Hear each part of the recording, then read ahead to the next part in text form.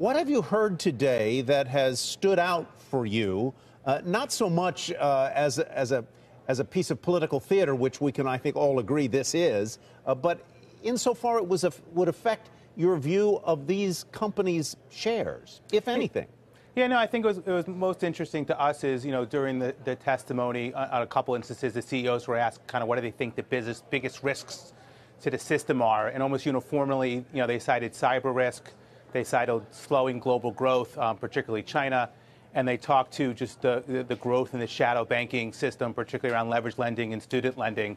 So clearly those areas we're focused on and obviously continue to focus on as being risks to the stocks. Yeah, it really was almost unanimous when they were asked about the biggest risks.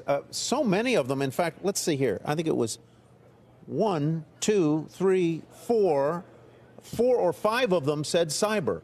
Is that how you would see the biggest risk? It is. It's certainly, high on our list. I think it's one of those things. It's obviously a newer risk, something difficult to quantify. These banks are attacked on a daily basis and have to continue to defend themselves and have done a good job in that arena. But obviously, it's something that continues to evolve and you have to pay, attention to. Jason, one of the inconsistencies that was just on display is the fact that part of the day was spent with Democrats in particular who are leading this hearing attacking the banks, whereas we just saw in that line of questioning from Wexton, she was using the authority of the banks to attack President Trump's nominees to the Fed board. So they're not even consistent on whether this hearing is meant to go after the banks or meant to explore their business models and reflect on what's changed since the financial crisis. Yeah, no, there's been a whole host of issues throughout the day. And mind you, this started at 9 in the morning, so it's been going on quite some time. Yeah, I mean, these banks have tremendously changed their stripes since the financial crisis, right? Record capital, record liquidity, and we think they've done a very good job in terms of improving their franchises, and obviously always more to do. But yeah, no, they've been all over the gamut at this hearing. And the banks, obviously, since the financial crisis, have been amazingly profitable, as several of the representatives said. As you process today's Fed minutes and the likelihood that interest rates are going to stay roughly where they are, doesn't seem like there's any big move to raise them this year or to cut them this year. How does that impact these banks and their franchises, and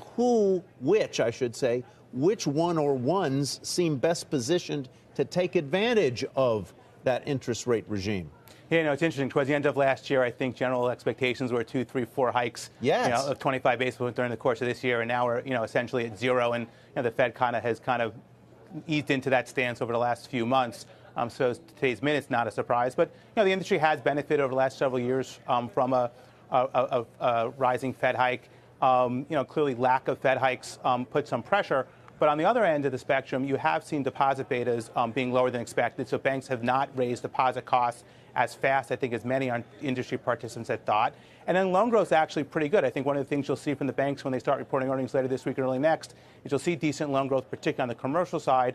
So both those factors should help kind of compensate for maybe margins that don't expand as much as anticipated and still allow the banks to grow net interest income. What are your 3 top choices among the banks that were on display today?